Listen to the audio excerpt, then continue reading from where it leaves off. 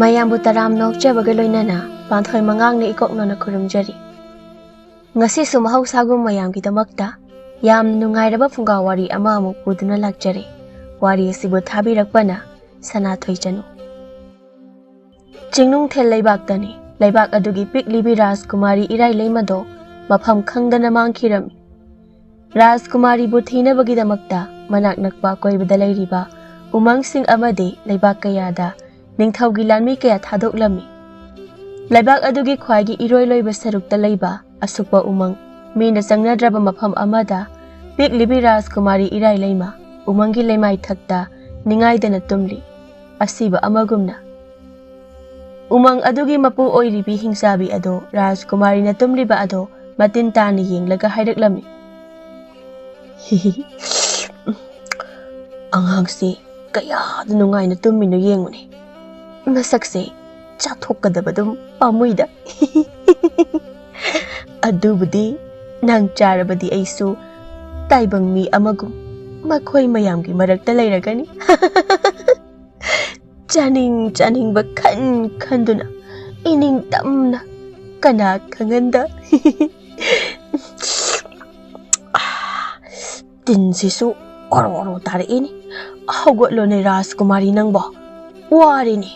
ꯅꯪꯅ ꯃꯤꯀꯞ ꯊꯣꯛꯂꯛꯄ ꯉꯥꯏꯕꯗ ꯍꯤꯡꯆꯥꯕꯤ ꯑꯩꯗꯤ꯫ ꯍꯤꯡꯆꯥꯕꯤ ꯑꯁꯤ ꯑꯇꯨꯝꯕ ꯃꯤꯗꯤ ꯀꯩꯗꯧꯅꯨꯡꯗ ꯆꯥꯗꯦ꯫ ꯑꯁꯤꯕꯅꯤ ꯃꯅꯝ ꯅꯝꯊꯤꯒꯅꯤ ꯆꯥꯕꯗ ꯍꯥꯎꯔꯣꯏ ꯈꯟꯗꯨꯅ꯫ ꯑꯍꯤꯡꯕ ꯃꯤꯕꯨ ꯃꯥꯅ ꯑꯄꯥꯝꯕ ꯈꯟ ꯈꯟꯗꯨꯅ ꯍꯤꯡꯂꯤꯉꯩ ꯃꯇꯝꯗ ꯐꯥꯔꯒ ꯍꯥꯎꯅ ꯆꯥꯕꯅꯤ ꯃꯥꯅ ꯈ꯭ꯋꯥꯏꯗꯒꯤ ꯄꯥꯝꯖꯕꯁꯨ꯫ ꯑꯗꯨꯅ ꯔꯥꯖꯀꯨꯃꯥꯔꯤꯅ ꯃꯤꯀꯞ ꯊꯣꯛꯂꯛꯄ ꯉꯥꯏꯗꯨꯅ ꯂꯩꯔꯤꯕꯅꯤ ꯃꯇꯤꯟ ꯑꯣꯔꯣ ꯑꯣꯔꯣ ꯇꯥꯔꯕꯁꯨ ꯋꯥꯅ꯫ ꯔꯥꯖꯀꯨꯃꯥꯔꯤ ꯏꯔꯥꯏꯂꯩꯃꯗꯣ ꯃꯁꯥꯗꯣ ꯇꯞꯅ ꯇꯞꯅ ꯂꯦꯡꯕ ꯍꯧꯔꯛꯂꯝꯃꯤ꯫ ꯃꯗꯨ ꯎꯕꯗ ꯍꯤꯡꯆꯥꯕꯤ ꯅꯨꯄꯤꯗꯨꯗꯤ ꯍꯔꯥꯎꯕꯅ ꯂꯣꯏꯔꯝꯃꯤ꯫ ꯏꯃꯥ, ꯀꯗꯥꯏꯗꯅꯣ ꯑꯩꯅ ꯂꯩꯔꯤꯁꯤꯕꯣ? ꯅꯥꯡꯒꯟꯁꯦ ꯌꯥꯝ ꯅꯥꯏꯌꯦ꯫ ꯑꯩꯒꯤ ꯃꯣꯟꯗꯣ ꯃꯣꯟꯇꯦꯛꯁꯤꯕꯨ ꯎꯔꯥꯗꯧꯅ ꯀꯜꯂꯕ꯭ꯔꯣ? ꯌꯥꯝ ꯅꯥꯏꯌꯦꯃꯤ ꯏꯃꯥ꯫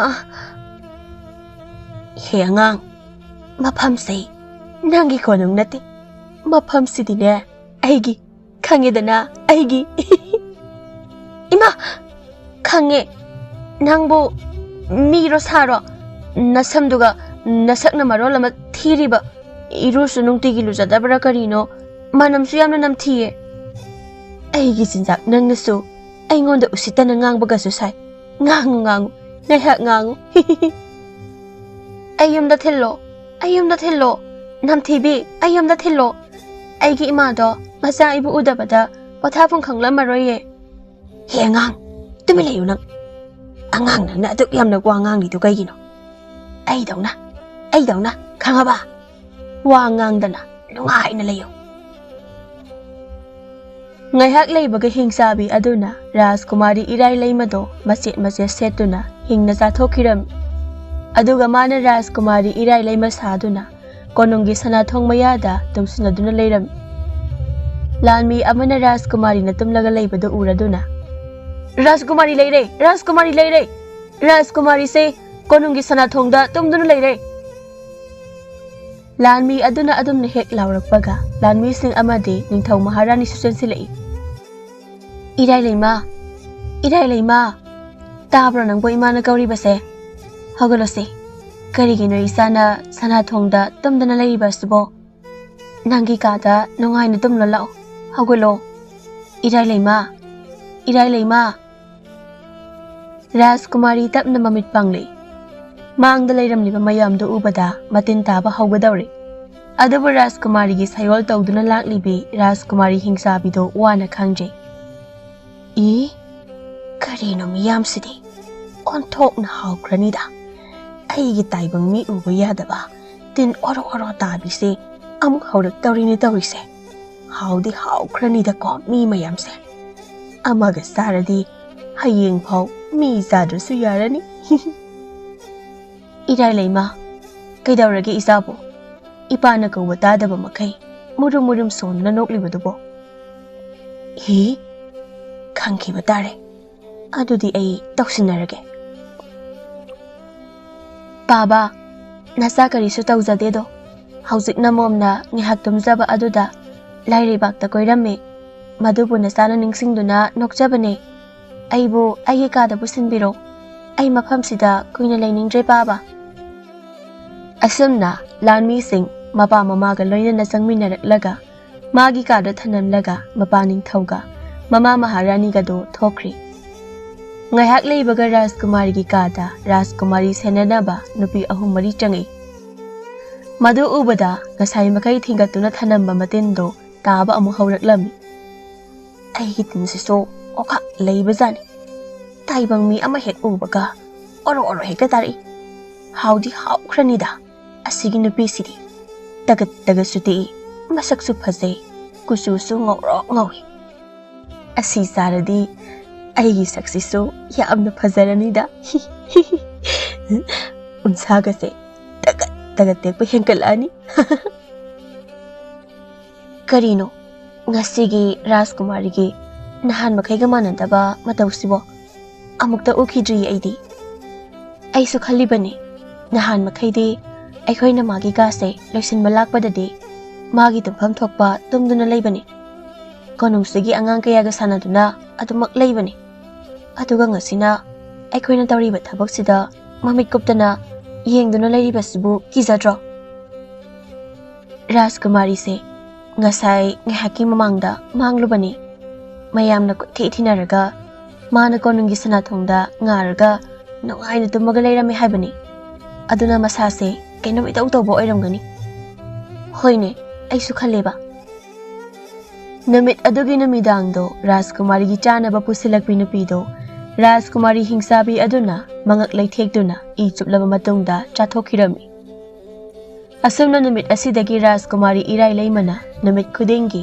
miyoi amam lona asum sarakpana mana leisabi mapung pharakpa matamdadi mapa ningthau mama maharani su yauna chathokirami haujikti leibak asigi konungda ahingba jiba ama phawba uba phangkhidre hingsabi nupi adudi konung adugi manungda nokna khena leikhirami athaba khun amadani masak matauda wataba mathawna maringjal su yamna leiba thauba kauba pakhang ama leirami kon adumaktadagi maga yamna nuksinajabi langlen kaubi masak yamna phajabi leisabi amasu leirami ibung nangna singda thabak suba chatkani hairibado aidi chathaningdeko handak marakse mangda uhaidaba yamna ui ai pakhatle yamna isan nang maduda hena wasinganuda aina chatawribase ai thanta natene aikhoi punna tareni langphoida chatmin dawribase ado oirabaso aigi mangduna asingbo oiraklabadi ai yamna pakhatle haiba ibung yarise madugi karisu khallunu adugi sarupudi nungaibo wakhan khanto hoi ado ngasi pung kayada khongsangadawribanu ibung ayuki tarazak jaba toklaba matung khongsanarasi haina waripna khrengarangdo oh ado ibungna lapna langphai chakhraga nasal aibudi kaukthopiganu ko karigumba ibungna nasan aibu kaukthopiba thoklabadi ai thanta aigi yaibi thawaise thajagani haidini langlen adumna haigano ai nungaite nangna adumna wakhan wana leihorabadi aina karamna thabuk suba chatpa ngamgani aigi solabi imase nangna matam khara yengsinbiramu hayeng aina sel mayam puduna halaklaba matung nangbo hayenba aigi imau lakhange ahibung adudi iyum mai kaida khongsalasi raitan hoi khongsalasi ibung asumna makhoi ani do aroibo oina khongi pukhri azaubada unaraba matungda mayum mai kaida hanaraklami thauba mana yum hek yaurakpaga mamabu kauduna ima tara jak loirabro mama thaba sumasana kauribadu taraduna saksandagi kumlaklami loidare ima kayang watlige loidawba ai chak yamna lamle ima loidawre hairadi loidawre dana thauba ayu anganbadagi thokraga haujik parpop changlaklaga chak tawriba sibu karino haiwani nangbo ho aina ayu anganbadagi thouribado arembada thoubana nati aina langphai chakraba matung imabu senabinaba hairubani nangna amu hairudrabasu masana khangna Nang satkibaga adum lakladawba ichadubo nangna haiba amu saruriba as ima nangsidi yamna ngangi hai adai de isau langsina de sarukpudine horen chapeda punaba pot yamdo kari kari wali hapkadaba yengsiludana sitha khotha uni sithadre aina ngarang yomba loina loikre phare phare adudi tara sak thiba loire chararo lao asumna araiba oina mama masado tara sak saminaraba matungda ngaihak leibaga thauba legaigi mayamba singa langphai chanabagi damakta chanaba sem sarami thaba imungdagi phijet amada karino khara hapchilaba matungda masanupada piraklami karino sibuima nangi babana selamba khudai machekka aigi phane machekani masise nangi na saga loinaduna adumak thamuko aduga kedawdoino ima onthok yamna hangkhridako imagi bumonangse masise nangi na sada loinaduna adumak leirabadi phattaba tinmu laimuna nangi na sada sokpa jangma ngamloidoribani hoima adudi nasa sasarukhige phajana leiramuko hoi nangsu ada nakok phawa chiktabu oyuko mamagi manakta leplibi nupiduda amu osunduna aisalukhige langle aina matam khara langphai chakhringai aigi mabu khara senabiramuko nupi ma sunungai banate adubu nungai tabado phajanduna hoi bung asumna nupa tare to umanglomda khongsan khirami nupa tare to wari sana duna chatli umangi lambe duda othok na sukre umangni kaina kibu kiri idi sakadab mayam dogi marak tudagi khwaidagi angang oiba nupa duna khumlei aduni haise butka paithorok to male asuk pasidagi oima ki khwaidagi ahal oiba chawhalna tomba thembung aduk ki galadi karigi langphai chatpa asida yawge haiduna yawraklibano nupa mandaba tarokano mayam chaliba sumaina nakhoi ani so tumin chalo as khonthi sahe tomba tumin chalase nang hana kiba horopna natro ai kibada nang na kanani yobiro haige dude tomba thembung tumin leina khirami nupa masa ani do makhoi ani di kharaga angang oibaga umangduna ka ama hena sukpaga pangkida kirami mamangda chatlamba ani do chawhalna sawbadagi maningda chathalami ani do de amuka hena ki ba haibado oirami makhonga do thangba ngamsilaktre ki manbana thauba angang ani do gi matawduda nungai traduna haireklami tomba thembung laulo iyamba gi mangda chalolo iyamba tungthange hauski matamda bo kadaidagi butno makhoidine swaidega leibidong nate thawbagi mamangda nupa masa ani do parpap sing khalaktuna chatlaga sumba umangda leitradi moidi kadaida leiramgani iyamba thembung nang si onthona wangang khreda ko chawhalna cherakpaduda tumina leikhirami thembung maso asumna mayamdo tumin leinaraga chatli sanglaba lambido asum sangna laklaba phawbada yanba yaba udi amata uramde umang aduda madu ubada chawhaldo thawai wana inausa hauzik phawba aikhoini yandawriba u asidi hauba ude kamdauksige makhoi taruki manungdagi amana ta chawhal kharaga changsilasi umangse adu oiragadi aikhoini yandawriba u asi soidana horamgani thaje adudi kharaga amuk changsilasi umangse tomba chawhal bukina kina numiso ta daure tumpham chafam su amata sem sadri khoidi hore mamla kan sema sabado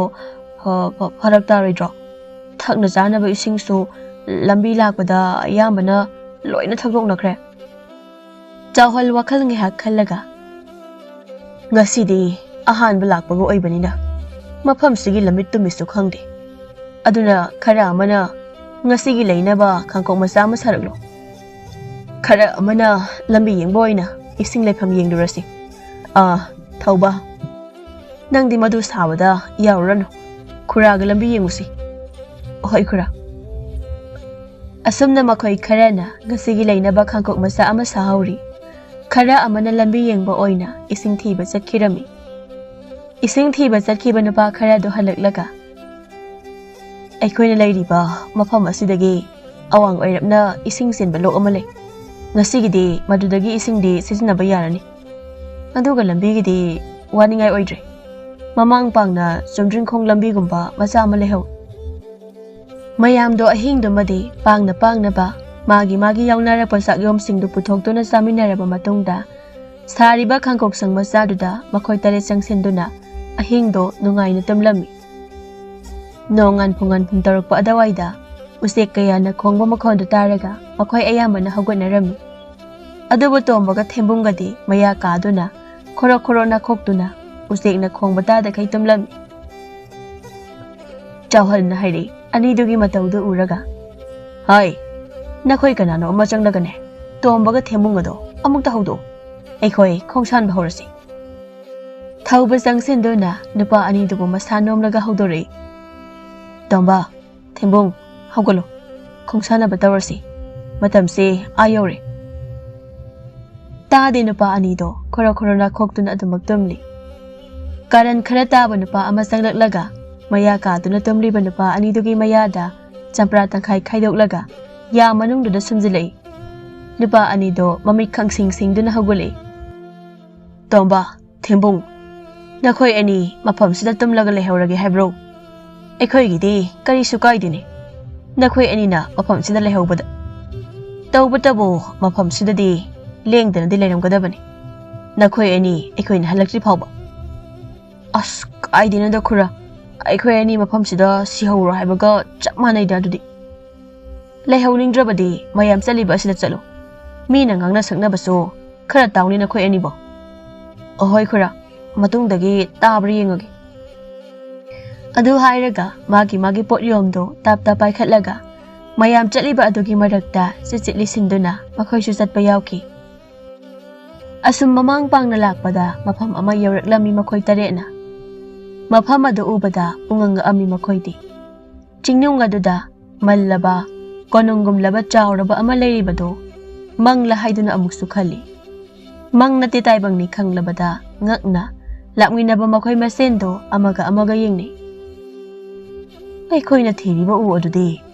ꯃꯁꯤꯒꯤ ꯀꯣꯅꯨꯡꯒꯨꯝꯂꯕ ꯆꯥꯎꯔꯕ ꯌꯨꯝ ꯑꯁꯤꯒꯤ ꯑꯀꯣꯏꯕꯗ ꯃꯌꯥꯝ ꯑꯃ ꯍꯧꯗꯨꯅ ꯂꯩꯔꯦ꯫ ꯑꯗꯨꯗꯤ ꯑꯉꯥꯡꯁꯥ, ꯃꯇꯝ ꯃꯥꯡꯍꯜꯂꯔꯣꯏꯁꯤ, ꯅꯈꯣꯏꯅ ꯄꯨꯔꯛꯅꯕ ꯄꯣꯠꯌꯣꯝꯁꯤꯡ ꯑꯗꯨ ꯃꯐꯝ ꯆꯥꯅ ꯊꯝꯂꯨꯔꯣ꯫ ꯅꯨꯃꯤꯠ ꯇꯥꯗ꯭ꯔꯤꯉꯩ ꯎ ꯑꯃ ꯑꯅꯤ ꯌꯥꯟꯕ ꯉꯝꯕ꯭ꯔꯥ ꯌꯦꯡꯍꯧꯁꯤ." "ꯍꯣꯏ ꯈꯨꯔꯥ." ꯅꯨꯄꯥꯁꯤꯡ ꯑꯗꯨꯅ ꯎ ꯌꯥꯟꯕꯒꯤ ꯃꯈꯣꯟ ꯇꯥꯕꯗ ꯍꯤꯡꯆꯥꯕꯤꯅ ꯑꯣꯟꯗꯨꯅ ꯂꯩꯈꯤꯕ ꯔꯥꯖꯀꯨꯃꯥꯔꯤ ꯑꯗꯨ ꯎꯏꯁꯤꯟꯗꯨꯅ ꯂꯩꯔꯝꯕ ꯃꯃꯤꯠꯇꯣ ꯇꯞꯅ ꯄꯥꯡꯊꯣꯔꯛꯏ꯫ ꯂꯝꯗꯝ ꯑꯁꯤꯒꯤ ꯄ꯭ꯔꯖꯥꯁꯤꯡ ꯑꯃꯗꯤ ꯅꯤꯡꯊꯧꯒꯤ ꯏ ꯃꯔꯤ ꯄꯨꯝꯕ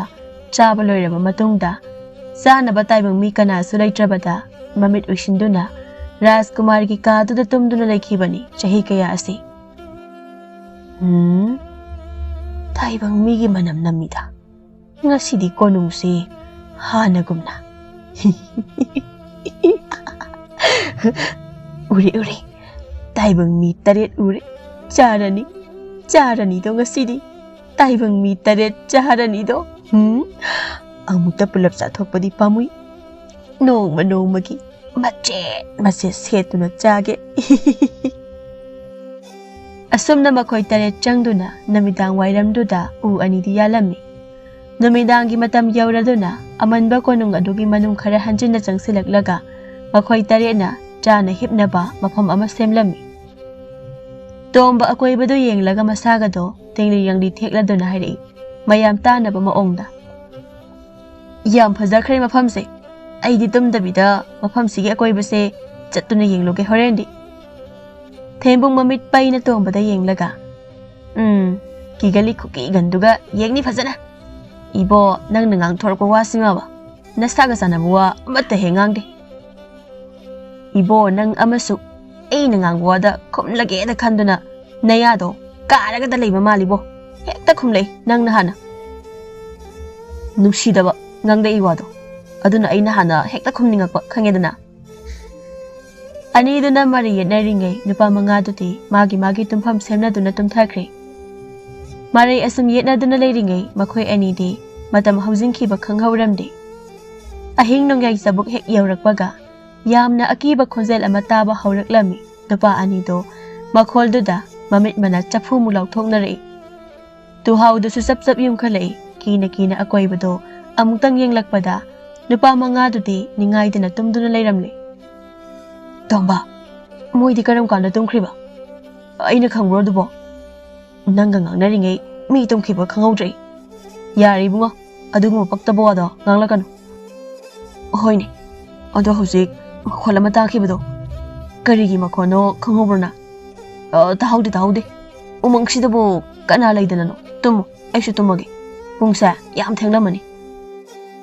ꯑꯁꯨꯝꯅ ꯃꯈꯣꯏ ꯑꯅꯤꯁꯨ ꯇꯨꯝꯊꯅꯕ ꯍꯣꯠꯅꯩ, ꯑꯗꯨꯕꯨ ꯇꯨꯝꯊꯕꯗꯤ ꯌꯥꯔꯝꯗꯦ꯫ ꯑꯗꯨꯝꯅ ꯂꯩꯔꯤꯉꯩ ꯃꯇꯝꯗꯨꯗ ꯅꯨꯡꯁꯤꯕ ꯁꯩꯍꯦꯛꯇ ꯏꯁꯩ ꯉꯪꯕꯒꯤ ꯈꯣꯟꯖꯦꯜ ꯑꯃ ꯇꯥꯔꯛꯂꯝꯃꯤ꯫ ꯇꯣꯝꯕ ꯊꯦꯝꯕꯨꯡ ꯈꯣꯟꯖꯦꯜ ꯑꯗꯨꯒꯤ ꯃꯥꯏꯀꯩꯗ ꯇꯣꯉꯥꯟ ꯆꯠꯅꯈꯤꯔꯝꯃꯤ꯫ ꯅꯣꯡ ꯉꯥꯜꯂꯛꯂꯕ ꯃꯇꯨꯡꯗ ꯅꯨꯄꯥ ꯃꯉꯥꯗꯨ ꯇꯨꯝꯕ ꯍꯧꯒꯠꯂꯛꯄ ꯃꯇꯝꯗꯗꯤ ꯇꯣꯝꯕ ꯑꯃꯗꯤ ꯊꯦꯝꯕꯨꯡꯗꯤ ꯃꯐꯝꯗꯨꯗ ꯂꯩꯔꯝꯗ꯭ꯔꯦ꯫ ꯑꯉꯥꯡꯁꯥ, ꯅꯈꯣꯏꯕꯨ ꯇꯣꯝꯕꯒ ꯊꯦꯝꯕꯨꯡꯒꯗꯨꯕꯨ ꯀꯗꯥꯏ ꯆꯠꯀꯅꯤ ꯍꯥꯏꯔꯝꯒꯦ ꯂꯩꯔꯝꯗ꯭ꯔꯤꯕꯁꯤꯕꯣ? ꯈꯪꯗꯦ ꯑꯩꯗꯤ ꯈꯨꯔꯥ꯫ ꯅꯨꯄꯥ ꯑꯃꯅ ꯑꯃꯨꯛ, ꯑꯩꯅ ꯉꯔꯥꯡ ꯇꯨꯝꯃꯝꯗꯥꯏꯗꯗꯤ ꯃꯈꯣꯏ ꯑꯅꯤꯗꯣ ꯃꯔꯩ ꯌꯦꯠꯅꯔꯒ ꯂꯩꯍꯧꯔꯕꯅꯤ꯫ ꯑꯃꯅ ꯑꯃꯨꯛ ꯍꯥꯏꯔꯛꯂꯝꯃꯤ, ꯑꯩꯅ ꯃꯤꯀꯞ ꯊꯣꯛꯂꯛꯄꯗꯁꯨ ꯃꯕꯥꯅꯤꯗꯣ ꯃꯔꯩ ꯑꯗꯨꯝ ꯌꯦꯠꯅꯔꯒ ꯂꯩꯍꯧꯕꯅꯤ, ꯇꯨꯝꯗꯕ ꯃꯈꯩ ꯃꯥꯃ꯫ ꯑꯁ, ꯑꯣꯟꯊꯣꯛꯄꯒꯤ ꯑꯉꯥꯡꯅꯤꯗ ꯃꯈꯣꯏ ꯑꯅꯤꯗꯨꯁꯨ꯫ ꯑꯩꯅ ꯍꯦꯛ ꯍꯦꯛ ꯉꯥꯡꯕꯗꯨꯗ ꯂꯛꯅꯒꯦꯅ ꯂꯛꯅꯔꯤꯕ꯭ꯔꯥ? ꯃꯐꯝꯁꯤꯅꯒ ꯁꯨꯛꯄ ꯍꯦꯟꯕꯅꯦ꯫ ꯀꯗꯥꯏꯗꯅꯣ ꯑꯩꯈꯣꯏꯅ ꯃꯈꯣꯏ ꯑꯅꯤꯕꯨ ꯊꯤꯔꯨꯗꯧꯔꯤꯕꯁꯤꯕꯨ? ꯎꯕꯨ ꯌꯥꯟꯒꯗ꯭ꯔꯥ ꯃꯈꯣꯏ ꯑꯅꯤꯕꯨ ꯊꯤꯒꯗ꯭ꯔꯥ ꯑꯩꯈꯣꯏꯕꯨ ꯍꯧꯖꯤꯛꯁꯦ? ꯊꯧꯕ ꯋꯥꯈꯜ ꯉꯥꯏꯍꯥꯛ ꯇꯧꯔꯒ, ꯈꯨꯔꯥ, ꯍꯧꯖꯤꯛ ꯃꯇꯝꯁꯨ ꯉꯜꯂꯤ, ꯑꯗꯨꯅ ꯃꯐꯝꯁꯤꯒꯤ ꯑꯀꯣꯏꯕꯗ ꯃꯈꯣꯏꯕꯨ ꯊꯤꯔꯁꯤ꯫ ꯃꯣꯏꯅ ꯆꯠꯀꯦꯅ ꯆꯠꯂꯕꯗ ꯁ꯭ꯋꯥꯏ ꯑꯀꯣꯏꯕꯁꯤ ꯃꯉꯥꯏ꯫ ꯑꯉꯥꯡꯁꯥ, ꯑꯗꯨꯗꯤ ꯑꯩꯈꯣꯏ ꯃꯉꯥꯁꯤ ꯃꯥꯏꯀꯩ ꯈꯥꯏꯗꯣꯛꯅꯔꯒ ꯆꯠꯂꯁꯤ꯫ ꯍꯣꯏ ꯈꯨꯔꯥ꯫ ꯁꯣꯝꯗꯅ ꯀꯝꯗꯧꯔꯤ? ꯇꯣꯝꯕꯅ ꯑꯁꯨꯝ ꯂꯥꯛꯄꯗ ꯀꯣꯅꯨꯡ ꯑꯗꯨꯒꯤ ꯑꯔꯣꯏꯕ ꯁꯔꯨꯛꯇ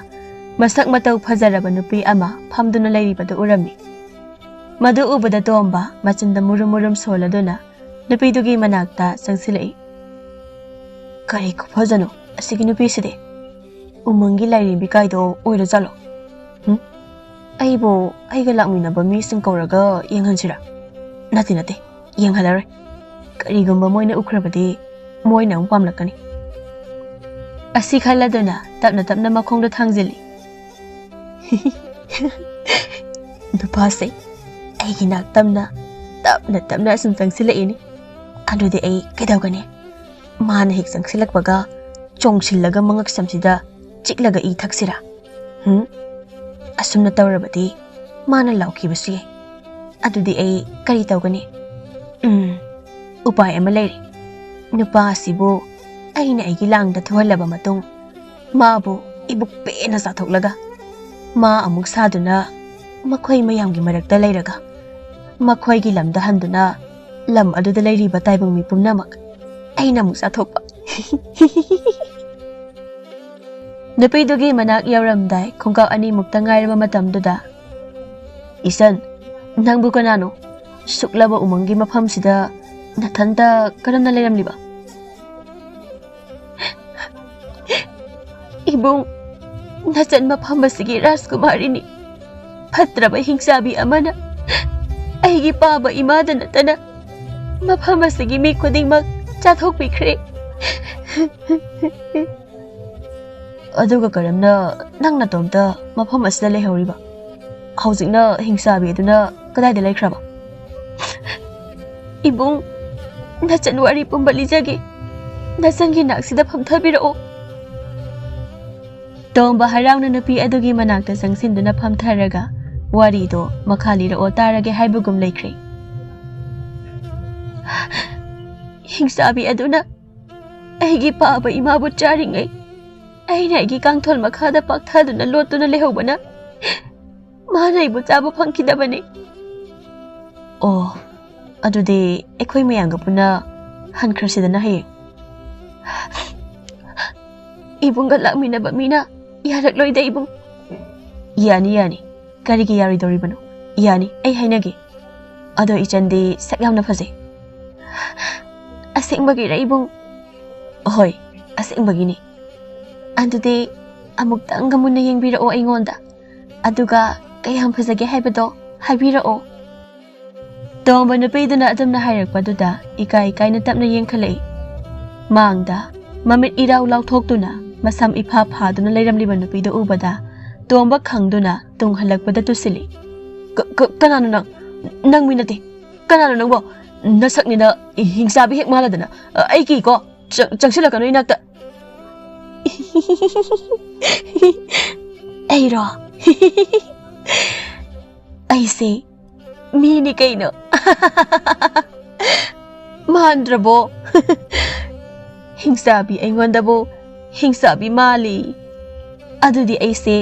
kana mandoino ai Rajkumari hingsabi ne ai Rajkumari hingsabi ne Asumna khudak tuda tomba bo mangak laitheklaga I thaklaba matungda sathokhiram aduga hingsabi aduna tombagi saglon lauduna thembungna chaliba adomda laklami thembungdi uri wari na yomsilaga leiribado makonna haido haidokduna chatnaba laknari kari uri wari no khangde yam chayene oibo hofom thokba magi chumna howdeba masa mareng mayam sina ai chaphangga khangdre wani tombaduna kadomda chakraba janu Horen chawal haiba ngangbiya duna amu ngangbirani tawrise oima khange karino kini nangdi aina asomda nang koithi thiruri nang sida kadawrmiba aina nang thige thiraga nang na ithibong sariba yare chasilo kadamda nang chaidubo lambi onari ingaw ngoksinadana nang ama nahumda chasalakani khupaksina ihe onara mali tawrise aiso haipa yam samankre mathang uramdi he khangdana khangba yam samankre lambi gase kaidawrage laodana adai murum sondana leno khura chahonna ngangbirani hoi lai hais mana chahol hairiba nupa sibu kayam wang chawbazano aidi masak khangning mana langtak nari tawrise aigi taibang mi uba yadabi se amuk tawri ini tin se tari ini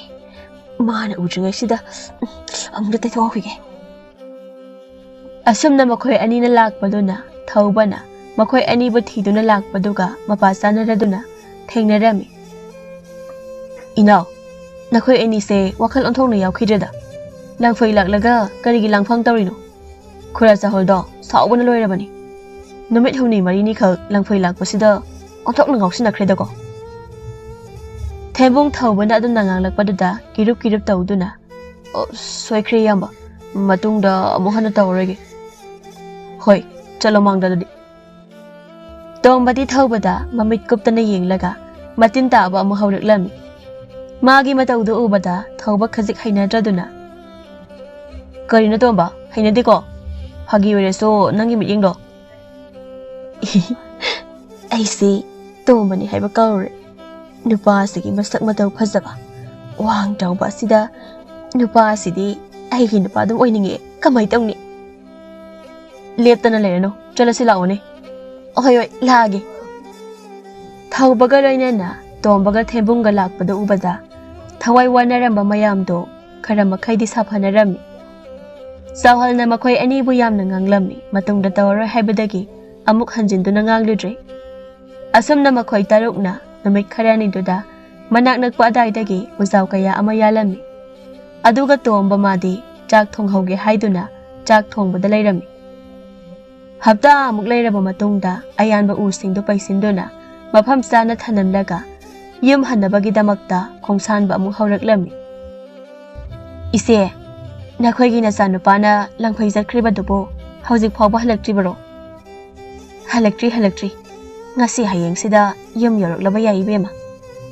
Andude nasanupana selmayam ama puraga laklani ne koise kadaidagi selmayam no dainaw Purakani selmayam ama purakani ai khangeba soidana purakani nahanwai aikhoi nupa hoina langphai chatlinge matamdasu sel yamna puri ado ise nasanupa halaklakanda ai sel kita puge ko pidabaga yaroi ko hayeng ibungona luhonglamdaida singakeba karino da ibemhal sel phawba imisina amata udri aduga sel puge haiduna laklibasibu ngawbra haibani da nangbo Ngaudi ise ꯑꯩꯁꯨꯅꯦ ꯂꯩꯃꯟꯗꯕꯗꯒꯤ ꯏꯆꯦꯗ ꯍꯥꯏꯔꯕꯅꯤ ꯑꯇꯣꯞꯄꯗ ꯍꯥꯏꯔꯕꯁꯨ ꯄꯤꯔꯛꯑꯣꯏ ꯀꯅꯥ ꯑꯃꯠꯇꯅ ꯄꯨꯕꯨ ꯄꯨꯔꯛꯂꯕꯗꯤ ꯁꯦꯜꯗꯣ ꯄꯤꯒꯦꯅꯦ ꯏꯕꯦꯝꯍꯜ ꯁꯦꯜ ꯄꯨꯔꯛꯄꯗ ꯂꯥꯏ ꯈꯨꯔꯨꯝꯃꯨ ꯏꯕꯨꯡꯉꯣꯅ ꯑꯗꯨꯗꯤ ꯅꯅꯥꯎ ꯑꯃꯨꯛ ꯆꯠꯂꯨꯈꯤꯒꯦ ꯏꯆꯦ ꯍꯣꯏ ꯍꯣꯏ ꯁꯦꯜ ꯄꯤꯒꯦ ꯍꯥꯏꯔꯨꯕꯗꯒꯤ ꯍꯔꯥꯎꯗꯅ ꯆꯠꯈ꯭ꯔꯤꯁꯦ ꯎꯔꯦꯗꯅ ꯃꯋꯥ ꯐꯪꯉꯤ ꯍꯩꯅꯤꯡꯕ ꯅꯨꯃꯤꯠꯇ ꯊꯕꯛ ꯁꯨꯏ ꯍꯩꯅꯤꯡꯗ꯭ꯔꯒꯅ ꯍꯤꯗꯥꯛ ꯊꯛꯇꯨꯅ ꯉꯥꯎꯊꯣꯛꯇꯨꯅ ꯂꯩꯊꯣꯛꯄ ꯃꯥꯒꯤ ꯅꯨꯄꯤꯁꯨ ꯑꯗꯨ ꯃꯉꯥꯏ ꯏꯌꯣꯡ ꯑꯃ ꯄꯥꯟꯗꯨꯅ ꯐꯤ ꯁꯥꯕꯁꯨ ꯅꯠꯇꯦ ꯃꯆꯥꯅ ꯌꯥꯡꯒꯣꯟ 7 ꯄꯣꯛꯁꯤꯜꯂꯦ ꯁꯤꯗꯕꯨ ꯀꯔꯝꯕ ꯃꯤꯅ ꯁꯦꯜ ꯄꯨꯒꯦ ꯍꯥꯏꯕꯗ ꯄꯨꯍꯟꯅꯤꯡꯗꯧꯔꯤꯕꯅꯣ ꯑꯩꯇꯕꯨ ꯃꯥꯒꯤ ꯃꯇꯧꯁꯦ ꯌꯦꯡꯕ ꯉꯝꯗꯕꯒꯤ ꯁꯦꯜ ꯈꯔ ꯑꯗꯨ ꯄꯤꯔꯕꯒꯤ ꯋꯥꯅꯤ ꯀꯣꯟꯊꯣꯡꯂꯣꯝꯗꯒꯤ ꯂꯥꯡꯂꯦꯟꯗꯣ ꯃꯈꯨꯠꯇ ꯇꯦꯡꯀꯣꯠ ꯑꯃ ꯄꯥꯏꯔꯒ ꯆꯪꯉꯛꯏ ꯃꯗꯨ ꯎꯕꯗ ꯊꯕꯥꯅ ꯀꯔꯤꯅꯣꯅꯦ ꯅꯪꯅ ꯄꯨꯔꯛꯏꯕꯗꯨꯕꯣ ꯂꯥꯡꯂꯦꯟ ꯁꯤꯕꯨꯔꯣ ꯏꯃꯥ ꯉꯥ ꯊꯣꯡꯕꯅꯦ ꯅꯈꯣꯏ ꯑꯗꯨꯝ ꯆꯥꯖꯧ ꯌꯥꯗ꯭ꯔꯣ ꯑꯗꯨꯕꯨ ꯑꯩꯒꯤ ꯁꯔꯨꯛ ꯑꯃꯨꯛ ꯊꯤꯜꯂꯛꯇ꯭ꯔꯕꯁꯨ ꯌꯥꯝ ꯌꯥꯝꯃꯤ ꯏꯃꯥ ꯑꯩꯈꯣꯏ ꯏꯃꯥꯅꯁꯨ ꯏꯃꯥꯒꯤ ꯁꯔꯨꯛ ꯈꯔ ꯊꯤꯟꯕꯤꯔꯨꯁꯨ ꯍꯥꯏꯗꯅ ꯊꯤꯜꯂꯛꯏꯅꯦ ꯐꯔꯦ ꯐꯔꯦ ꯑꯗꯨꯗꯤ ꯆꯥꯛꯁꯪꯗ ꯊꯅꯝꯃꯣ ꯍꯦꯟꯖꯥꯡꯗꯣ ꯑꯍꯣꯏ ꯏꯃꯥ ꯑꯗꯣ ꯏꯃꯥꯗꯤ ꯆꯥꯛ ꯊꯣꯡꯉꯕ꯭ꯔꯣ ꯊꯣꯡꯗ꯭ꯔꯤꯗ ꯂꯩꯀꯥꯏꯒꯤ ꯃꯧ ꯑꯃ ꯂꯥꯛꯑꯝꯗꯅ ꯋꯥꯔꯤ ꯁꯥꯟꯅꯔꯤꯉꯩꯗ ꯏꯃꯥꯗꯤ ꯑꯗꯨꯗꯤ ꯑꯩ ꯊꯣꯡꯕꯤꯔꯝꯃꯒꯦ ꯏꯃꯥ ꯑꯦ ꯌꯥꯔꯅꯤ ꯌꯥꯔꯅꯤ ꯏꯆꯥ ꯋꯥꯅꯕꯅꯤ ꯏꯃꯥ ꯑꯗꯨꯝ ꯊꯣꯡꯖꯔꯒꯦ ꯏꯊꯟꯇꯒꯤꯕꯨ ꯀꯌꯥꯝ ꯀꯨꯏꯅꯤ ꯍꯥꯏꯕꯒꯦ ꯌꯥꯅꯤꯗ ꯏꯃꯥ ꯑꯩ ꯑꯗꯨꯝ ꯊꯣꯡꯉꯝꯃꯒꯦ ꯄꯨꯡꯁꯨ ꯐꯅꯌꯥꯝ ꯊꯦꯡꯉꯦ ꯑꯁꯨꯝꯅ ꯅꯨꯃꯤꯠꯇꯨ ꯍꯧꯈ꯭ꯔꯕ ꯃꯇꯨꯡ ꯑꯌꯨꯛ ꯑꯉꯟꯕꯗ ꯂꯪꯐꯩ ꯆꯠꯈꯤꯕ ꯃꯈꯣꯏ 8 ꯍꯜꯂꯛꯂꯝꯃꯤ ꯃꯥꯒꯤ ꯃꯌꯨꯝꯂꯣꯝꯗ ꯆꯪꯅꯈꯤꯔꯝꯃꯤ ꯑꯗꯨꯕꯨ ꯍꯤꯡꯆꯥꯕꯤꯅ ꯑꯣꯟꯗꯨꯅ ꯂꯥꯛꯂꯤꯕ ꯇꯣꯝꯕ ꯑꯗꯨꯗꯤ ꯃꯥꯒꯤ ꯃꯌꯨꯝ ꯈꯪꯗꯕꯅ ꯃꯀꯣꯛ ꯉꯥꯎꯗꯨꯅ ꯇꯨꯃꯤꯟ ꯂꯦꯞꯇꯨꯅ ꯂꯩ ꯉꯥꯏꯍꯥꯛ ꯀꯔꯤꯅꯣ ꯑꯩꯅ ꯍꯧꯖꯤꯛ ꯇꯧꯗꯣꯏꯁꯤꯕꯣ ꯅꯨꯄꯥꯗꯨꯒꯤ ꯌꯨꯝꯁꯨ ꯀꯗꯣꯝꯗ ꯂꯩꯒꯦꯁꯨ ꯈꯪꯗꯦ ꯃꯤ ꯃꯌꯥꯝ ꯆꯥꯅꯤꯡꯕꯒꯤ ꯃꯣꯟꯗ꯭ꯔꯪ ꯇꯧꯔꯤꯉꯩ ꯃꯗꯨꯒꯤ ꯋꯥꯈꯟꯗꯨꯃꯗꯤ ꯇꯧꯍꯧꯗ꯭ꯔꯦ ꯃꯗꯨꯒꯤ ꯇꯣꯝꯕꯗꯣ ꯑꯩꯅ ꯆꯥꯗ꯭ꯔꯤꯉꯩꯗ ꯃꯥꯒꯤ ꯃꯌꯨꯝ ꯀꯩꯀꯥꯗꯣ ꯂꯣꯏꯅ ꯍꯪꯂꯝꯒꯗꯕꯅꯤ ꯑꯁꯨꯝ ꯈꯟꯅ ꯂꯩꯔꯤꯉꯩ ꯇꯨꯡꯂꯣꯝꯗꯒꯤ ꯅꯨꯄꯤ ꯑꯃꯒꯤ ꯈꯣꯟꯖꯦꯜꯗ ꯇꯣꯝꯕ ꯍꯜꯂꯛꯂꯕꯗꯤ ꯌꯨꯝꯗ ꯆꯪꯂꯛꯂꯣꯗꯅ ꯑꯗꯨꯗ ꯂꯦꯞꯇꯨꯅ ꯂꯩꯔꯤꯗꯨꯕꯣ ꯀꯔꯤꯒꯤꯅꯣ ꯍꯞꯇꯥ ꯑꯃꯨꯛ ꯌꯨꯝ ꯊꯥꯗꯣꯛꯄꯗꯨꯗ ꯌꯨꯝꯒ ꯂꯣꯏꯅ ꯀꯥꯎꯔꯕ꯭ꯔꯥ ꯍꯥꯏꯋꯥꯅꯤ ꯍꯤꯡꯆꯥꯕꯤꯗꯨ ꯃꯥꯒꯤ ꯇꯥꯏꯕꯪ ꯃꯤ ꯎꯕꯒ ꯃꯇꯤꯜ ꯍꯦꯛꯇ ꯇꯥꯔꯛꯄꯗꯣ ꯑꯃꯨꯛ ꯇꯧꯔꯛꯂꯝꯃꯤ ꯇꯧꯔꯗꯧꯅꯤ ꯑꯩꯒꯤ ꯇꯤꯟꯁꯤꯁꯨꯕ ꯇꯥꯏꯕꯪ ꯃꯤꯕꯨ ꯎꯔꯕ ꯍꯥꯏꯅꯔꯨꯕ ꯅꯥꯏꯗꯅ ꯇꯤꯟꯁꯦ ꯑꯣꯔꯣ ꯍꯦꯛꯇ ꯇꯥꯔꯛꯏ ꯃꯤ ꯍꯤꯡꯕ ꯅꯝꯁꯤꯅ ꯃꯔꯣꯜ ꯑꯃ ꯄꯨꯛꯁꯦ ꯂꯥꯝꯕꯅ ꯂꯣꯏꯔꯦ ꯃꯨꯔꯨꯝ ꯁꯣꯟꯗꯨꯅ ꯂꯩꯔꯅꯨꯅꯦ ꯍꯜꯂꯛꯑꯗꯤ ꯌꯨꯝꯗ ꯁꯠ ꯆꯪꯉꯛꯑꯣ ꯍꯣꯏ ꯍꯦ ꯆꯪꯉꯛꯑꯒꯦ ꯀꯔꯤꯅꯣ ꯅꯪ ꯍꯥꯟꯅ ꯆꯪꯈꯤꯕꯗꯤ ꯌꯥꯗ꯭ꯔꯣ ꯅꯍꯥꯟ ꯃꯈꯩꯒ ꯃꯥꯟꯅꯗꯕ ꯃꯑꯣꯡꯗꯨꯗ ꯅꯨꯄꯤꯗꯨ ꯉꯛꯅ ꯌꯦꯡꯂꯝꯃꯒ ꯆꯠꯈꯤꯔꯝꯃꯤ ꯇꯣꯝꯕꯁꯤꯗꯤ ꯂꯪꯐꯩ ꯆꯠꯂꯨꯕꯗꯒꯤ ꯃꯑꯣꯡ ꯑꯃ ꯇꯧꯔꯝꯃꯤꯅ ꯀꯩꯗꯧꯔꯖꯥꯠꯅꯣ ꯃꯃꯥꯗ ꯑꯃꯨꯛꯇ ꯍꯥꯏꯕꯤꯔꯝꯒꯦꯅꯦ ꯍꯣ ꯏꯆꯦ ꯊꯔꯤꯛ ꯇꯥꯕ꯭ꯔꯣ ꯍꯣ ꯇꯥꯔꯦ ꯊꯧꯔꯛꯀꯦ ꯉꯥꯏꯍꯥꯛ ꯉꯥꯏꯔꯝꯃꯣ ꯍꯩꯃꯥ ꯃꯦꯝꯇꯣꯟ ꯅꯪ ꯑꯣꯏꯔꯦ ꯏꯃꯨꯡꯗ ꯀꯣꯛ ꯆꯪꯉꯛꯄ ꯌꯥꯗ꯭ꯔꯣ ꯁꯨꯃꯥꯡꯗ ꯂꯦꯞꯄꯒ ꯀꯧꯔꯒ ꯂꯩꯔꯤꯕꯗꯨꯕꯣ ꯏꯃꯨꯡ ꯆꯪꯕꯒ ꯂꯥꯏꯔꯤ ꯋꯥ ꯑꯃ ꯇꯝꯃꯝꯒꯦ ꯇꯧꯕꯅꯦ ꯑꯩꯁꯦ ꯏꯆꯦꯗ ꯀꯔꯤ ꯋꯥꯅꯣ ꯇꯝꯃꯨꯅꯦ ꯇꯥꯁꯤ ꯍꯣ ꯏꯆꯦꯒꯤ ꯏꯆꯥ ꯇꯣꯝꯕꯗꯣ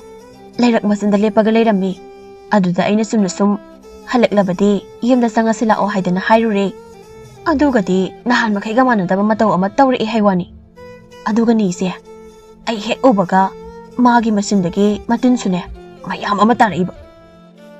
ꯍꯦꯔꯥ ꯃꯦꯝꯇꯣꯟ ꯌꯨꯝꯗ ꯆꯪꯗꯦ ꯍꯥꯏꯕꯅꯤ ꯃꯇꯤꯟ ꯃꯌꯥꯝ ꯇꯥꯏ ꯍꯥꯟꯅꯒ ꯃꯥꯟꯅꯗꯦ ꯀꯥꯏꯗꯨꯗꯤ ꯍꯥꯏꯅꯨꯗ ꯑꯩꯒꯤ ꯏꯆꯥꯗ ꯏꯆꯦ ꯁꯥꯎꯒꯠꯈꯤꯅꯣ ꯉꯥꯏꯈꯨꯋꯣ ꯑꯝꯇ ꯅꯅꯥꯎꯅ ꯍꯥꯏꯔꯤꯕꯁꯦ ꯃꯨꯟꯅ ꯑꯃꯨꯛꯇ ꯇꯥꯈꯣ ꯍꯥꯏꯕ ꯌꯥꯔꯦ ꯅꯪꯅ ꯍꯥꯏꯗꯣꯏ ꯋꯥꯗꯣ ꯏꯆꯦ ꯂꯣꯏꯅ ꯈꯪꯉꯤ ꯆꯠꯂꯣ ꯊꯦꯡꯉꯝꯃꯅꯤ ꯅꯪꯁꯨ ꯍꯣꯏ ꯏꯆꯦ ꯃꯆꯥꯅ ꯑꯣꯏꯍꯧꯕ ꯐꯤꯕꯝꯗꯣ ꯇꯝꯕꯤꯔꯒ ꯑꯩꯉꯣꯟꯗ ꯁꯥꯎꯕꯤꯕꯒꯁꯨ ꯇꯧꯔꯤ ꯃꯁꯤꯒꯤ ꯃꯦꯝꯇꯣꯜ ꯍꯥꯏꯕꯤ ꯑꯐꯥꯎꯕꯤꯁꯤꯅ ꯑꯐ ꯁꯥꯗꯅ ꯆꯪꯂꯛꯂꯒ ꯏꯆꯥꯒꯤ ꯐꯠꯇꯕ ꯋꯥꯒꯁꯨ ꯍꯥꯏꯗꯅ ꯁꯥꯔꯤꯌꯦ ꯃꯆꯤꯟꯗ ꯃꯨꯔꯨꯝ ꯁꯣꯜꯂꯒ ꯆꯠꯈ꯭ꯔꯤꯕꯁꯤꯁꯨꯅꯦ ꯑꯩꯉꯣꯟꯗ ꯉꯥꯡꯉꯤ ꯑꯣꯏꯔꯝꯅꯤ ꯏꯃꯥ ꯑꯩ ꯍꯜꯂꯛꯑꯦ ꯋꯥꯔꯦ ꯑꯩ ꯄꯣꯊꯥꯔꯨꯔꯒꯦ ꯀꯔꯤꯅꯣ ꯅꯪꯃꯁꯨ ꯃꯩ ꯐꯥꯎꯕ ꯑꯣꯛꯇ꯭ꯔꯤ ꯏꯃꯨꯡ ꯆꯪꯉꯤꯕꯗꯨꯕꯣ ꯀꯔꯤ ꯃꯩ ꯍꯥꯏꯕ ꯃꯩꯗꯨꯗꯤ ꯑꯩ ꯉꯥꯏꯍꯥꯛ ꯂꯩꯔꯒ ꯑꯣꯛꯆꯔꯒꯦ ꯌꯥꯔꯅꯤ ꯍꯩꯃꯥ ꯀꯔꯤꯅꯣ ꯃꯁꯤꯕꯣ ꯃꯤꯅ ꯍꯥꯏꯔꯝꯕꯗꯣ ꯆꯨꯝꯗꯧꯔꯕ꯭ꯔꯥ ꯀꯩꯅꯣꯝ ꯇꯧꯔꯤꯅꯦ ꯊꯧꯕ ꯀꯣꯟꯊꯣꯡ ꯌꯧꯔꯛꯄꯗꯒꯤ ꯀꯧꯗꯨꯅ ꯆꯪꯉꯛꯏ ꯃꯃꯥꯕꯨ ꯏꯃꯥ ꯏꯃꯥ ꯑꯩ ꯍꯜꯂꯛꯑꯦ ꯇꯥꯔꯦ ꯏꯃꯥ ꯃꯩ ꯄꯨꯊꯣꯛꯑꯒ ꯊꯣꯛꯂꯛꯑꯒꯦ ꯉꯥꯏꯍꯥꯛ ꯉꯥꯏꯔꯝꯃꯣ ꯑꯦ ꯀꯩꯅꯣ ꯏꯃꯥ ꯊꯣꯛꯂꯛꯀꯅꯤ ꯍꯥꯏꯔꯒ ꯅꯪ ꯑꯣꯏꯅ ꯊꯣꯛꯂꯛꯏꯁꯤꯅ ꯀꯃꯥꯏ ꯇꯧꯔꯤꯕ ꯑꯣ ꯑꯩ ꯊꯣꯛꯂꯛꯄꯁꯦ ꯍꯔꯥꯎꯒꯤꯗꯤ ꯍꯥꯏꯗꯦ ꯑꯗꯨꯒ ꯑꯗꯨꯃꯥꯏꯅ ꯍꯥꯏꯔꯛꯏꯗꯤ ꯀꯩꯒꯤꯅꯣ ꯅꯪ ꯊꯣꯛꯂꯛꯄꯁꯨ ꯍꯔꯥꯎꯏ ꯑꯗꯨꯗ ꯑꯩꯗꯣ ꯅꯪ ꯂꯩꯔꯝꯅꯤꯗꯤ ꯈꯜꯂꯨꯗꯕ ꯂꯥꯡꯂꯦ ꯏꯃꯥꯅ ꯉꯔꯥꯡ ꯏꯕꯨꯡ ꯑꯁꯤ ꯍꯜꯂꯛꯀꯅꯤ ꯍꯥꯏꯕꯗꯨꯗ ꯃꯅꯤꯡꯒꯤ ꯄꯨꯈ꯭ꯔꯤꯗꯒꯤ ꯉꯥ ꯃꯆꯥ ꯑꯃ ꯐꯥꯔꯛꯂꯒ ꯊꯣꯡꯕꯤꯕꯅꯤ ꯅꯪꯒꯤ ꯏꯕꯨꯡꯉꯣ ꯅꯣꯏ ꯃꯄꯥꯕꯨꯅ ꯉꯥꯡꯗ꯭ꯔꯣ ꯏꯁ ꯀꯔꯤꯒꯤ ꯉꯥꯡꯗꯣꯏꯕ ꯃꯣꯏꯅ ꯍꯦꯟꯅ ꯂꯥꯏ ꯑꯃ ꯍꯦꯟꯅ ꯌꯥꯎꯈ꯭ꯔꯦ ꯏꯕꯨꯡꯉꯣ ꯑꯗꯨꯗꯤ ꯃꯩꯗ ꯆꯨꯔꯣꯗꯅ ꯂꯦꯞꯄꯒ ꯂꯩꯔꯅꯨ ꯍꯣꯏꯍꯦ ꯑꯗꯣ ꯂꯐꯨ ꯊꯔꯣ ꯏꯔꯣꯝꯕ ꯑꯃꯁꯨ ꯌꯥꯎꯏ ꯅꯥꯀꯨꯞꯄꯤ ꯄꯥꯛꯅꯝ ꯑꯃꯒ ꯅꯪꯅ ꯇꯧꯔꯤ ꯉꯥꯛꯇꯔꯣ ꯅꯠꯇꯦ ꯏꯃꯥꯅ ꯑꯁ ꯅꯪꯅ ꯑꯣꯏꯔꯝꯃꯗꯤ ꯑꯃꯨꯛꯀ ꯍꯦꯟꯅ ꯍꯥꯎꯒꯗꯕꯅꯤ ꯍꯩ ꯆꯟꯗꯥꯟ ꯏꯃꯨꯡꯗ ꯁꯠ ꯆꯪꯉꯛꯎ ꯏꯃꯧꯅ ꯁꯦꯝ ꯁꯥꯕ ꯉꯥꯛꯇꯅꯤꯀꯣ ꯏꯃꯥ ꯅꯪꯁꯨ ꯅꯅꯥ ꯑꯣꯟꯊꯣꯛꯅ ꯁꯤꯡꯈ꯭ꯔꯦꯗꯀꯣ ꯇꯂꯛ ꯍꯦꯛ ꯄꯦꯜꯂꯤ ꯏꯕꯨꯡ ꯅꯪ ꯋꯥ ꯌꯥꯝꯅ ꯉꯥꯡꯅꯤꯡꯕꯩꯅꯤ ꯅꯨꯃꯤꯠꯇꯨꯒꯤ ꯁꯟꯙ꯭ꯌꯥ ꯋꯥꯏꯔꯝꯗꯅꯤ ꯇꯣꯝꯕ ꯃꯥꯒꯤ ꯀꯥꯗꯒꯤ ꯊꯣꯛꯂꯛꯂꯒ ꯀꯣꯟꯊꯣꯡꯂꯣꯝꯗ ꯊꯣꯛꯂꯛꯏ ꯍꯩ ꯀꯗꯥꯏꯗꯅꯣ ꯁꯟꯙ꯭ꯌꯥ ꯋꯥꯏꯔꯝꯁꯤꯗ ꯇꯣꯝꯕ ꯊꯦꯝꯃꯨꯡꯍꯣꯏꯗ ꯆꯠꯂꯨꯒꯦ ꯌꯥꯝ ꯍꯪꯀꯅꯨ ꯍꯩꯃꯥ ꯀꯔꯤꯅꯣ ꯅꯪꯕꯣ ꯂꯥꯏ ꯇꯤꯟꯒ ꯑꯣꯛꯅꯔꯕ ꯖꯥꯠꯂꯣ ꯆꯤꯡꯅꯨꯡꯗ ꯋꯥꯉꯥꯡ ꯑꯃ ꯏꯇꯧ ꯇꯧꯔꯦ ꯍꯥꯏꯋꯥꯅꯤ ꯂꯥꯏ ꯇꯤꯟꯒ ꯑꯣꯛꯅꯔꯛꯄ ꯅꯠꯇꯦ ꯂꯥꯛꯂꯤꯁꯦ ꯍꯤꯡꯆꯥꯕꯤꯅꯤ ꯍꯦꯛ ꯍꯥꯏꯖꯤꯜꯂꯨꯔꯕꯗꯤ ꯋꯥꯟꯊꯔꯒ ꯁꯤꯅꯤꯗꯤ ꯈꯪꯗ꯭ꯔꯤꯌꯦ ꯁꯣꯜꯂꯨ ꯅꯪ ꯁꯣꯜꯂꯨꯀꯣ ꯃꯨꯔꯨꯝꯗ ꯁꯣꯜꯂꯨ ꯑꯉꯥꯎꯕꯗꯧꯅ ꯄꯪꯁꯣꯟꯗ ꯁꯣꯜꯂꯨ ꯃꯁꯤ ꯍꯅꯨꯕꯤꯁꯤ ꯑꯣꯟꯊꯣꯛꯅ ꯉꯥꯡꯃꯟꯈ꯭ꯔꯦ ꯁꯥꯎꯅꯤꯡꯗꯅ ꯑꯩꯅ ꯉꯁꯤ ꯃꯉꯛ ꯁꯝꯁꯦ ꯍꯤꯛ ꯊꯠꯂꯒ ꯆꯥꯊꯣꯛꯀꯅꯤꯀꯣ ꯃꯊꯪꯒꯤ ꯑꯌꯨꯛꯇꯣ ꯈꯨꯟ ꯑꯗꯨꯒꯤ ꯃꯤꯌꯥꯝꯗꯣ ꯀꯥꯏꯗꯨꯅ ꯆꯦꯟꯅꯔꯝꯃꯤ ꯃꯗꯨ ꯎꯕꯗ ꯊꯧꯕꯒꯤ ꯃꯃꯥ ꯃꯆꯥꯗꯣ ꯉꯛꯅ ꯏꯃꯥ ꯀꯩꯗꯧꯔꯖꯥꯠꯅꯣ ꯈꯨꯟꯒꯤ ꯃꯤ ꯃꯌꯥꯝꯁꯦ ꯀꯥꯏꯗꯨꯅ ꯆꯦꯟꯅꯔꯤꯁꯦ ꯈꯪꯗꯦꯅꯦꯍꯦ ꯊꯧꯕ ꯉꯁꯤꯗꯤ ꯈꯨꯟꯖꯥꯁꯤꯡꯁꯤ ꯃꯑꯣꯡ ꯑꯃ ꯏꯇꯧ ꯇꯧꯏ ꯂꯥꯡꯂꯦꯟ ꯄꯥꯈꯠꯅ ꯆꯦꯟꯁꯤꯜꯂꯛꯂꯒ ꯏꯃꯥ ꯏꯕꯨꯡ ꯇꯣꯝꯕꯅ ꯃꯃꯥꯗꯣ ꯅꯣꯡꯉꯥꯜꯂꯛꯄꯗ ꯆꯥꯔꯒ ꯂꯩꯔꯝꯃꯦ ꯍꯥꯏꯗꯨꯅ ꯑꯍꯨꯕ ꯃꯤꯅ ꯇꯝꯕꯗꯒꯤ ꯈꯨꯟꯖꯥꯁꯤꯡ ꯃꯣꯏꯗ ꯌꯦꯡꯕ ꯆꯠꯅꯈ꯭रिꯌꯦ ꯑꯩꯈꯣꯏꯁꯨ ꯌꯦꯡꯂꯨꯁꯤ ꯂꯥꯛꯑꯣ ꯍꯥ ꯀꯔꯤꯅꯣ ꯍꯥꯏꯔꯤꯁꯤꯕꯨ ꯏꯕꯦꯝꯃ ꯑꯁꯦꯡꯕꯅꯤ ꯏꯃꯥ ꯆꯠꯁꯤ ꯂꯥꯛꯑꯣ ꯑꯩꯈꯣꯏꯁꯨ ꯑꯁꯨꯝꯅ ꯃꯈꯣꯏ ꯑꯍꯨꯝꯁꯨ ꯇꯣꯝꯕ ꯍꯣꯏꯒꯤ ꯃꯌꯨꯝꯂꯣꯝꯗ ꯆꯦꯜꯂꯛꯂꯝꯃꯤ ꯈꯨꯟꯖꯥ ꯃꯤꯌꯥꯝꯅ ꯊꯣꯝꯖꯤꯜꯂꯛꯄꯗ ꯇꯣꯝꯕꯒꯤ ꯌꯨꯝꯗꯨꯗꯤ ꯃꯔꯣꯜ 2-3 ꯀꯣꯏꯁꯤꯟꯈ꯭ꯔꯦ ꯃꯗꯨ ꯎꯕꯗ ꯇꯣꯝꯕꯒꯤ ꯁꯥꯌꯣꯜ ꯂꯧꯔꯤꯕ ꯍꯤꯡꯆꯥꯕꯤ ꯅꯨꯄꯤ ꯑꯗꯨꯗꯤ ꯍꯔꯥꯎꯕꯗ ꯂꯣꯏꯈꯤꯔꯝꯃꯤ ꯃꯥꯒꯤ ꯍꯧꯅꯕꯤ ꯇꯥꯏꯕꯪ ꯃꯤ ꯎꯕ ꯌꯥꯗꯕꯤꯗꯣ ꯑꯃꯨꯛ ꯇꯧꯔꯛꯂꯤ ꯃꯇꯤꯟꯗꯣ ꯑꯣꯔꯣ ꯇꯥꯕ ꯍꯧꯔꯛꯏ ꯃꯗꯨ ꯎꯕꯗ ꯈꯨꯟꯖꯥ ꯈꯔꯗꯤ ꯂꯥꯎꯗꯨꯅ ꯀꯥꯏꯗꯨꯅ ꯆꯦꯟꯈꯤꯔꯝꯃꯤ ꯀꯤꯃꯟꯕꯗꯒꯤ ꯇꯣꯝꯕꯅ ꯃꯃꯥ ꯆꯥꯔꯦ ꯇꯣꯝꯕꯅ ꯃꯃꯥ ꯆꯥꯔꯦ ꯈꯨꯟꯖꯥꯁꯤꯡ ꯇꯣꯝꯕꯅ ꯃꯃꯥ ꯆꯥꯔꯦ ꯃꯤ ꯅꯠꯇꯦ ꯍꯤꯡꯆꯥꯕꯤꯅꯤ ꯑꯁꯤꯗꯤ ꯆꯦꯜꯂꯣ ꯊꯋꯥꯏ ꯍꯤꯡꯅꯕ ꯆꯦꯜꯂꯣ ꯈꯨꯟꯖꯥꯁꯤꯡ ꯑꯃꯅ ꯑꯃꯨꯛ ꯇꯣꯝꯕ ꯅꯠꯇꯦ ꯃꯁꯤꯗꯤ ꯍꯤꯡꯆꯥꯕꯅ ꯇꯣꯝꯕ ꯁꯥꯕꯅꯤ ꯆꯦꯜꯂꯣ ꯈꯨꯟꯖꯥꯁꯤꯡ ꯅꯊꯋꯥꯏ ꯍꯤꯡꯅꯕ ꯆꯦꯟꯅꯔꯣ ꯃꯌꯥꯝ ꯃꯔꯛꯇꯨ ꯂꯤꯠꯇꯨꯅ ꯊꯧꯕ ꯆꯪꯏ ꯃꯥꯡꯗ ꯑꯣꯏꯔꯝꯂꯤꯕ ꯐꯤꯕꯝꯗꯨ ꯎꯕꯗ ꯃꯥꯁꯨ ꯑꯉꯛꯄ ꯍꯥꯏꯕꯗꯨ ꯑꯣꯏꯔꯤ ꯇꯣꯝꯕꯅ ꯃꯃꯥꯒꯤ ꯃꯊꯛꯇ ꯐꯝꯂꯒ ꯇꯤꯟ ꯑꯣꯔꯣ ꯇꯥꯕ ꯃꯈꯩ ꯃꯃꯥꯕꯨ ꯁꯦꯠꯇꯨꯅ ꯆꯥꯗꯨꯅ ꯂꯩꯔꯤ ꯃꯗꯨ ꯎꯕꯗ ꯁꯥꯎꯅꯤꯡꯅ ꯇꯣꯝꯕ ꯀꯔꯤꯅꯣ ꯅꯪꯅ ꯇꯧꯔꯤꯕꯗꯨꯕꯣ ꯅꯪꯕꯨ ꯍꯦꯛ ꯄꯣꯛꯄ ꯏꯃꯥꯃꯛꯄꯣ ꯑꯩꯒꯤ ꯏꯃꯥ ꯂꯩꯇꯦ ꯑꯩ ꯏꯃꯥ ꯂꯩꯇꯦꯀꯣ ꯍꯤꯡꯆꯥꯕꯤꯗꯨ ꯃꯤ ꯃꯌꯥꯝꯗꯨ ꯎꯕꯗ ꯃꯥꯒꯤ ꯃꯇꯤꯟ ꯑꯣꯔꯣ ꯇꯥꯕꯤꯗꯣ ꯐꯥꯖꯤꯟꯕ ꯉꯝꯗ ꯃꯥꯒꯤ ꯑꯁꯦꯡꯕ ꯁꯛꯇꯝꯗ ꯑꯣꯟꯒꯦ ꯇꯧꯔꯛꯏ ꯈꯔ ꯉꯥꯎꯁꯤꯟꯅꯕ ꯅꯨꯄꯥ ꯃꯆꯥ ꯑꯃꯅ ꯑꯩ ꯅꯣꯟꯊꯔꯒ ꯀꯔꯥꯡꯗ ꯂꯤꯠꯂꯒ ꯌꯦꯡꯒꯦ ꯃꯥꯁꯦ ꯃꯤꯔ ꯍꯤꯡꯆꯥꯕꯤꯔ ꯂꯥꯏꯔ ꯍꯥꯏꯕꯗꯣ ꯑꯁꯤ ꯍꯥꯏꯔꯒ ꯁꯠ ꯄꯥꯛꯊꯥꯗꯨꯅ ꯀꯔꯥꯡꯗ ꯂꯤꯠꯂꯒ ꯌꯦꯡꯉꯛꯏ ꯇꯣꯝꯕꯒꯤ ꯁꯛꯐꯝꯗꯨ ꯎꯕꯗ ꯀꯤꯅ ꯍꯥꯏꯔꯛꯏ ꯁꯤꯗꯤ ꯇꯣꯝꯕ ꯅꯠꯇꯦ ꯂꯥꯏꯁꯨ ꯅꯠꯇꯦ ꯍꯤꯡꯆꯥꯕꯤꯅꯦ ꯃꯁꯝꯒꯁꯦ ꯍꯥꯠꯇꯕ ꯀꯨꯏꯕꯒꯤ ꯆꯣꯇꯥ ꯇꯥꯔꯦ ꯃꯁꯛꯁꯤꯁꯨ ꯑꯉꯛꯄ ꯐꯪꯅ ꯀꯤꯕ ꯑꯃ ꯌꯥꯎꯔꯦ ꯑꯩꯈꯣꯏ ꯃꯌꯥꯝꯁꯤ ꯎꯕꯗ ꯃꯥꯒꯤ ꯃꯇꯤꯟꯁꯤꯁꯨ ꯂꯦꯞꯄ ꯂꯩꯇꯅ ꯇꯥꯔꯛꯏ ꯃꯈ꯭ꯌꯥꯁꯤꯁꯨ ꯌꯥꯝꯅ ꯁꯥꯡꯉꯤ ꯃꯌꯥ ꯑꯆꯧꯕ ꯑꯅꯤꯁꯤꯒ ꯑꯩꯗꯤ ꯀꯤꯔꯦ ꯆꯦꯜꯂꯦꯍꯦ ꯑꯩꯗꯤ ꯑꯁꯤ ꯍꯥꯏꯔꯝꯂꯒ ꯍꯣꯠꯇꯅ ꯆꯦꯟꯈꯤ ꯅꯨꯄꯥꯗꯨꯅ ꯍꯥꯏꯔꯝꯕ ꯋꯥꯗꯨ ꯇꯥꯕꯗ ꯊꯧꯕ ꯁꯥꯎꯅꯤꯡꯅ ꯍꯤꯡꯆꯥꯕꯤꯗꯨꯒꯤ ꯃꯅꯥꯛꯇ ꯆꯪꯁꯤꯜꯂꯛꯂꯒ masam asangbadu tap pairaga he hingsabi nangna karigino taibung mi aikhoi gi irakta laklaga aikhoi bu chariba nakhoi gi naramda leiba kaidawe ayo nain he thadon he nakhuse aina hauzik saruktana nakhuse hana prok prok thambok saigum saidokani ko mina nai haina asukana paisila isibu ngawbar ne nupa nangba aina di nasak phajaba wang chawbaduda aigi nupa oige khalaga nangna tuna tarukladi aisu nangba phuba haurakpa taredana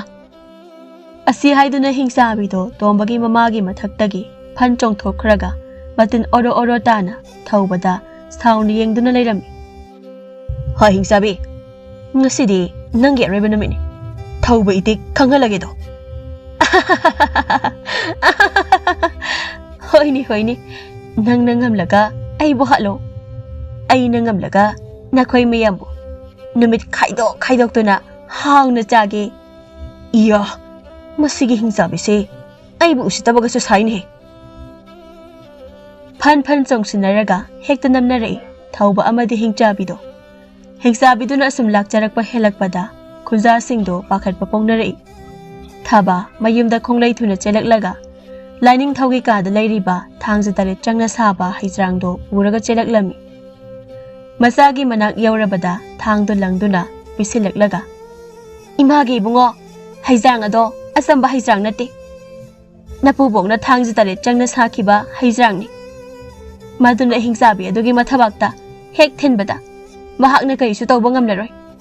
magi pangal thauna pumnamak hanthakhragani kari pikhraba haijrang aduna aigi thabaksida thendawriba he hanubi nangna tumna hairabadi mayam se sajinge nang hada pumna yotpa tare asi haiduna thabagi maikai tamna paisila hingsabido thauba mamabu inthoklaga hingsabi adugi mamaida magi chawrba khutum aduna thilaklami ayo naine he taibang mina phurak pasiso aina asum piktuna leibasida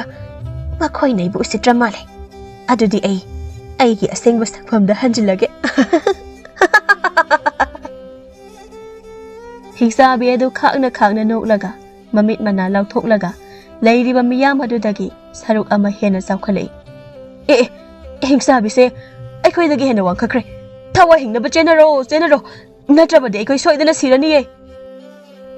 thaubaga hingsabi aduga phunabasu leplamde thauba mamana pirakpa haijrang ado suksin sejinaramde hingsabi adugi asengba tanja ngaituna leirami hingsabi aduna sum henjilakpadagi thaubadu sauna hingsabi adu pahatlage haibagi maongda sensilai masigi nupasi masak khakta phajabata natana mathauna bu phana leirine moi mayam se ubada aigi tinsisu taithokpa ngamda kai oru hekta tarai nupasiga bu phunagadra aigi tinsisu taithokadra awaba haibadu oireda aidi iya aingoda ushitabaga su tawrine adudi ai kidawsige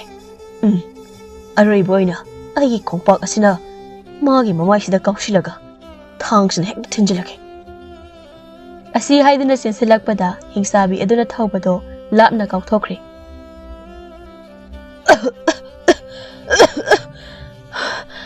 thabakse kainum tokre masigi hingsabi se aigi laksing sejinadrabadi yarai aduna ai wan thaba sarga tarake aduga mana hek changsilakpaga haijrangsina thellage mabuksida asi khanduna hingsabi adugi mamangmaktada thauba wan thasanarami hingsabi du madu ubada noktuna sangsilaklaga thaubagi mamaituda khupakna pak tharaga yam usitana hairi haukhodana hingsabi aingonda haujiti kari sare nupa nangna wan thakibasida nangi khunja singse amuk hena kai duna chele hingsabi aduna nong thakta yengkhatuna hauna noklingai thauba mamisat pangthoraklaga hingsabi adugi mabukta haijrang aduna mabuk thumna thilami hingsabi adu adumna hek tawkibaga hauna lauduna asum chawkhalei ꯍꯤꯡꯁꯥꯕꯤ ꯑꯩꯕꯨ ꯀꯩꯁꯨ ꯂꯩꯇꯕ ꯇꯥꯏꯕꯪ ꯃꯤ ꯑꯃꯒꯤ ꯃꯈꯨꯠꯇ ꯁꯤꯗꯧꯔꯕꯀꯣ? ꯑꯗꯨꯗꯤ ꯑꯩꯁꯨ ꯅꯈꯣꯏ ꯃꯌꯥꯝꯕꯨ ꯅꯟꯗꯨꯅ ꯍꯥꯠꯂꯒꯦ. ꯆꯥꯎꯈꯠꯂꯣ, ꯍꯦꯟꯅ ꯆꯥꯎꯈꯠꯂꯣ, ꯑꯩꯒꯤ ꯏꯁꯥꯁꯦ ꯆꯥꯎꯈꯠꯂꯣ. ꯍꯤꯡꯁꯥꯕꯤ ꯑꯗꯨꯅ ꯑꯗꯨꯝꯅ ꯃꯁꯥ ꯑꯁꯨꯝ ꯆꯥꯎꯊꯣꯔꯛꯄꯗꯨꯗ ꯈꯨꯟꯖꯥ ꯄꯨꯝꯅꯃꯛ ꯃꯐꯝ ꯑꯗꯨ ꯊꯥꯗꯣꯛꯇꯨꯅ ꯆꯦꯟꯅꯔꯝꯃꯤ. ꯑꯔꯣꯏꯕ ꯑꯣꯏꯅ ꯍꯤꯡꯁꯥꯕꯤꯗꯣ ꯍꯧꯅ ꯂꯥꯎꯔꯝꯃꯒ ꯃꯇꯤꯟ ꯃꯌꯥꯝ ꯑꯃ ꯃꯌꯥꯗꯒꯤ ꯑꯣꯠꯊꯣꯔꯛꯂꯒ ꯃꯁꯥꯗꯣ ꯄꯣꯛꯈꯥꯏꯗꯨꯅ ꯁꯤꯔꯝꯃꯤ. ꯍꯤꯡꯁꯥꯕꯤ ꯁꯤꯕꯗꯨ ꯎꯕꯗ ꯆꯦꯟꯅꯔꯝꯕ ꯈꯨꯟꯖꯥꯁꯤꯡꯗꯣ ꯂꯣꯏꯅ ꯂꯦꯞꯅꯔꯝꯃꯤ ꯑꯃꯗꯤ ꯃꯈꯣꯏ ꯑꯁꯨꯛꯀꯤ ꯃꯇꯤꯛ ꯍꯔꯥꯎꯅꯔꯝꯃꯤ. ꯅꯨꯃꯤꯠꯇꯨꯒꯤ ꯅꯨꯃꯤꯗꯥꯡꯃꯛꯇꯗ ꯈꯨꯟꯖꯥ ꯃꯌꯥꯝ ꯍꯔꯥꯎꯕ ꯐꯣꯡꯗꯣꯛꯄ ꯑꯣꯏꯅ ꯈꯨꯟꯒꯤ ꯂꯝꯄꯥꯛ ꯑꯆꯧꯕꯗꯨꯗ ꯃꯩꯖꯥꯎ ꯍꯧꯒꯠꯇꯨꯅ ꯃꯩꯗꯨꯒꯤ ꯑꯀꯣꯏꯕꯗ ꯏꯁꯩ ꯁꯛꯇꯨꯅ ꯖꯒꯣꯏ ꯁꯥꯔꯒ ꯍꯔꯥꯎ ꯅꯨꯡꯉꯥꯏꯕ ꯐꯣꯡꯗꯣꯛꯂꯝꯃꯤ. ꯊꯧꯕ ꯑꯃꯗꯤ ꯂꯥꯡꯂꯦꯟꯁꯨ ꯈꯨꯟꯖꯥꯁꯤꯡꯒꯤ ꯍꯔꯥꯎ ꯅꯨꯡꯉꯥꯏꯕ ꯑꯗꯨꯗ ꯃꯈꯣꯏ ꯑꯅꯤꯁꯨ ꯁꯔꯨꯛ ꯌꯥꯗꯨꯅ ꯖꯒꯣꯏ ꯁꯥꯃꯤꯟꯅꯔꯤ ꯅꯣꯛ ꯅꯣꯛꯇꯨꯅ.